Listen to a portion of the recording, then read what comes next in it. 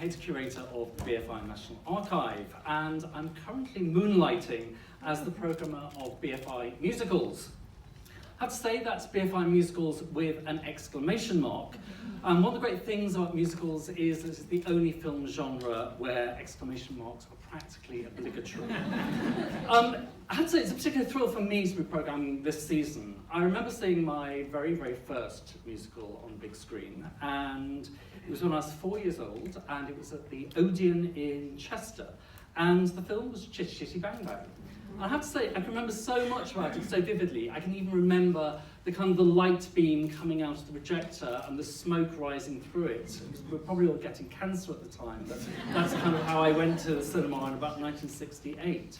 I now know, or I still know, every single lyric from that musical off by heart, even the old bamboo. I have to say, it did take years of what felt like therapy to get over the child catcher, but hey, that's enough personal nostalgia. This evening I'm going to be telling you about what is Britain's biggest ever celebration of a movie musical. And it's heading to BFI South Bank and to cinemas across the UK from October through to January. And hopefully you're going to get to see this evening why we think that watching a musical on the big screen is one of the most thrilling, emotional and life-enhancing of experiences. And in the case of Chitty Chitty Bang Bang, the most traumatizing.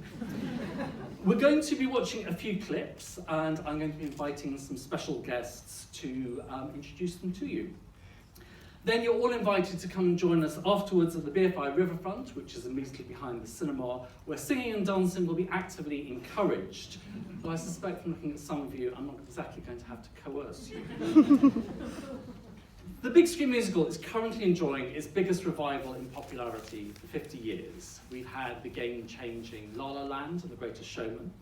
This year, The Lion King and Aladdin both took north of $1 billion at the box office. Cats and Frozen 2 are just waiting in the wings, and next year we have Lin-Manuel Miranda's In the Heights, Spielberg's take on West Side Story, and the UK's very own Everybody's Talking About Jamie. So, welcome to the new golden age of the musical. Throughout their history, musical films tend to turn to box office gold at times of adversity, which is very likely why we're enjoying them quite so much right now. We have Trump and Putin and a global climate emergency. We have Brexit, the prorogation of Parliament, and a whole number of characters who I probably oughtn't to mention because I might get the sack if I do, but you probably know who I'm hinting at. So now it's time for musicals to come to the rescue and at least give us some momentary joy and respite.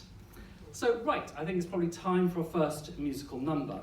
And to get us going, I've chosen a musical that I turn to when I want the world to feel brighter, happier, and decidedly better.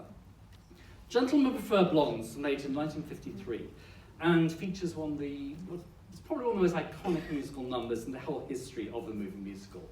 It's been covered, reworked, and indeed parodied by everyone from Kylie to Madonna to Beyonce, to French and Saunders, to Lily Savage, to Miss Piggy.